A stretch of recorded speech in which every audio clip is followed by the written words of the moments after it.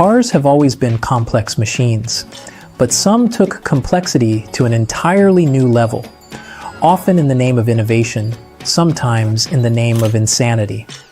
Today, we're diving into the most over-engineered, technologically ambitious, and sometimes downright baffling cars ever made. This is a countdown of the most complicated cars ever built, presented in chronological order. At number 1, Ford Fairlane 500 Skyliner, 1957. Let's kick things off with a car that redefined the convertible game. The Ford Fairlane 500 Skyliner wasn't just another drop top, it was the first mass-produced coupe convertible with a retractable hardtop. And what a mechanism it was.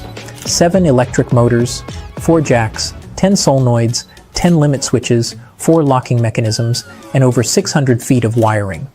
All of that just to put the roof down. Back in '57, this was like having a transformer in your driveway. At number 2, Rover P6, 1963. Next up is the British-built Rover P6. It looked conservative on the outside, but under the skin, it was radical. The body panels, unstressed. The front suspension, a bell crank design. It was supposed to house a gas turbine engine, but that never happened. Instead, they squeezed in a 3.5-liter V8. All this innovation made it a joy to drive and a nightmare to restore. Still, for 1963, it was a glimpse into the future of car design. At number 3, Mercedes-Benz 600, 1964. When dictators and rock stars needed a ride, they turned to the Mercedes-Benz 600. Why? Because this car was a mechanical marvel, air suspension, twin heating systems, vacuum-operated windows, and locks. And let's not forget Bosch fuel injection. At a time when carburetors were still king, it was the ultimate flex. And today, it's the ultimate headache for restorers, with parts as rare and pricey as the people who once rode in it. At number 4, BRMH16, 1966. Now let's head to the racetrack. The BRMH16 wasn't just complicated, it was mind-bending. 2 flat-8 engines stacked on top of each other, each with its own crankshaft, geared together in a monster known as the H16. Lotus gave it a shot in their Type 43. It won a single Grand Prix, and then they abandoned it. It was powerful, but heavy, unreliable, and near impossible to work on. A beautiful disaster. At number 5, Citroen SM, 1970. Citroen bought Maserati in 1968, and the SM was their love child. A French body, an Italian heart, and a whole lot of quirks. A 2.7-liter V6 powered everything, from the wheels, to the brakes, to the hydro-pneumatic suspension. Even the headlights turned with the steering wheel. Advanced? Yes. Reliable? Not so much. The SM is now seen as a masterpiece, but back then it was more fragile than it was futuristic. Please hit the subscribe button if you're enjoying this video. It really helps the channel. At number 6, Citroen Beirator, 1973. Another Citroen and another bold experiment, this time with rotary power. The Beirator took the GS and dropped in a twin-rotor engine developed with NSU.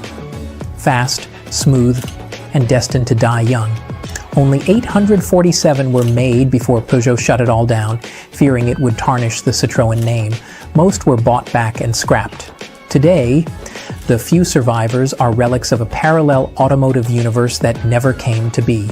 At number 7, Aston Martin Laganda, 1976.